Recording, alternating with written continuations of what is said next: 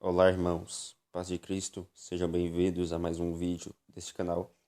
Neste vídeo, eu estarei falando sobre a segunda festa do Senhor. Eu falei sobre a primeira festa no primeiro vídeo aqui do canal sobre as 7 festas do Senhor.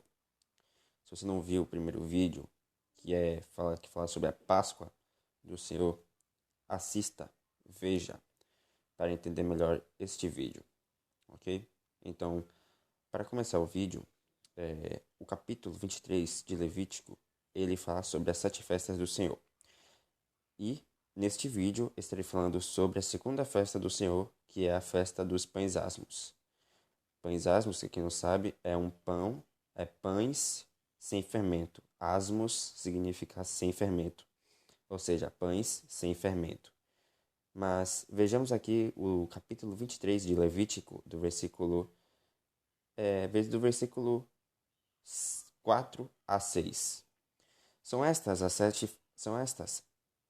festas fixas do Senhor, as santas convocações, que proclamareis no seu tempo determinado, no mês primeiro, aos 14 do mês, no crepúsculo da tarde, é a Páscoa do Senhor.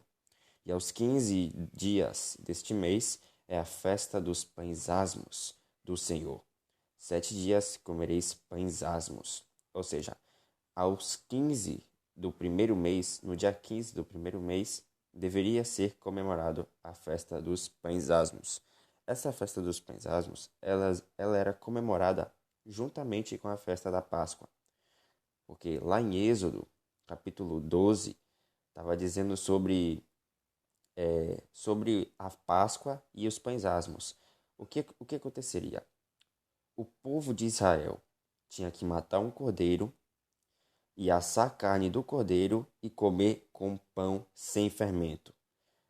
O comer pão com fermento, quer dizer, o comer pão sem fermento deveria ser por 7 dias.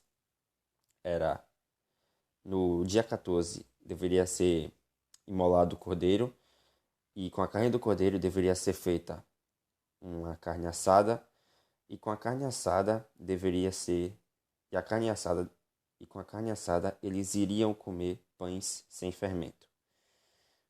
Mas voltando para aqui agora. Será que o que significa isso? O que significa a festa dos pães asmos?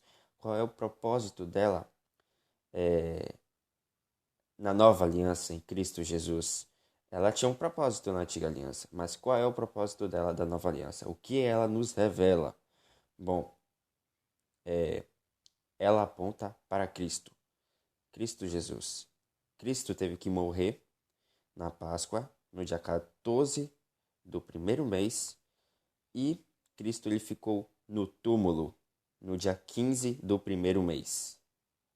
E o que isso significa? O que isso está apontando? O que os pães asmos têm a ver com Cristo Jesus e com a igreja dele, que é o corpo dele, que são os que creem em Cristo? Vejamos aqui 1 Pedro, capítulo 4, de versículo 1 ao 2.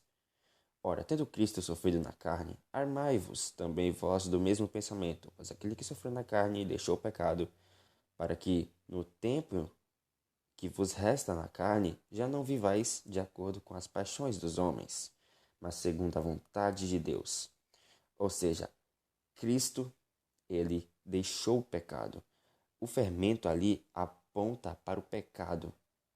Cristo é um pão, o pecado habitava na carne de Cristo, mas só que Cristo nunca pecou e ele deixou o pecado para que nós vivamos de acordo com a vontade de Deus e não de acordo com o pecado. Aqui em 1 Coríntios, capítulo 5, de versículos 7 a 8, vai dizer sobre a festa dos pães asmos. Lançai fora o velho fermento, para que sejais nova massa, como sois, de fato, sem fermento. Pois também Cristo, nosso Cordeiro Pascal, foi imolado.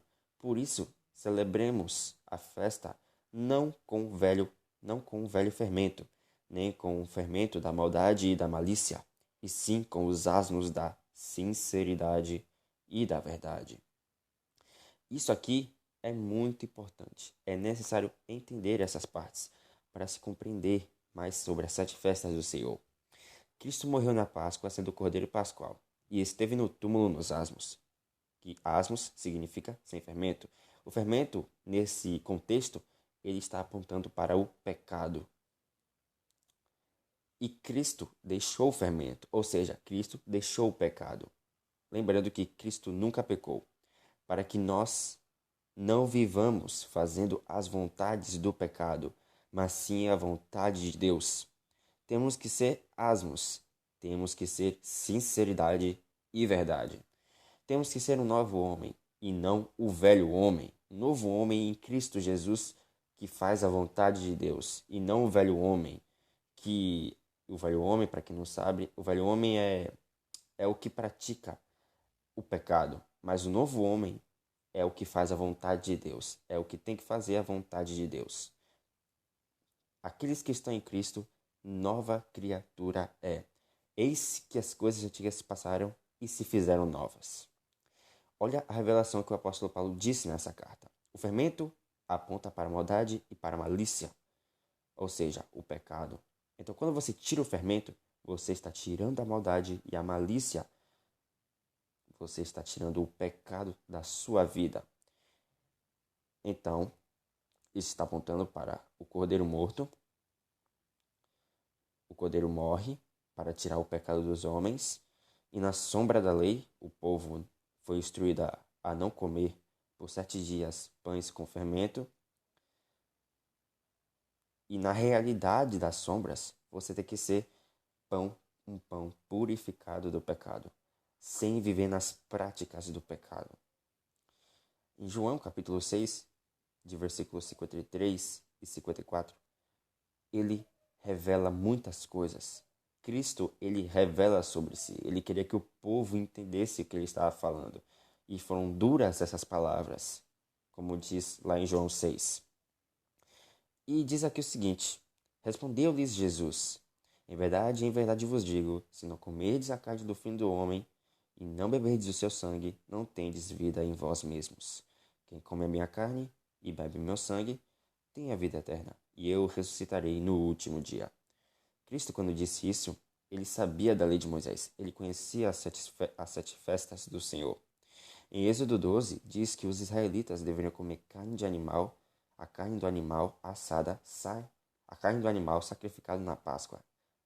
Comer a carne assada do cordeiro.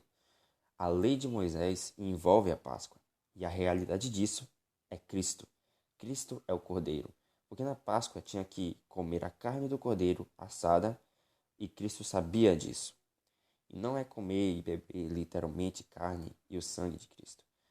A carne, ela aponta para a palavra de Deus, e o sangue é o que nos justifica e nos salva da ira vindoura. E você tem que se alimentar da palavra de Deus. E o sangue de Cristo é o que nos justifica, entendeu? E nos salva da ira vindoura. Já não é mais necessário fazer sacrifícios de animais, porque Cristo, que foi morto, ele reviveu. Então, pessoal, essas palavras aqui que está dita em João 53, 54, se não comerdes a carne do Filho do Homem e não beberdes seu sangue, não tendes vida em vós mesmos, aqui são palavras de espírito e vida. Não é, como eu disse aqui agora, não é para comer e beber sangue literalmente. Entendeu? A carne é a palavra de Deus e o sangue é o que nos justifica e nos salva da ira vindoura. Esse foi o vídeo. Esse foi o vídeo falando sobre os pães asmos. Se você gostou, deixa o like, se inscreve no canal, ativa o sininho das notificações. E é isso. Forte abraço. Que a paz do Senhor Jesus Cristo seja convosco. Que assim seja.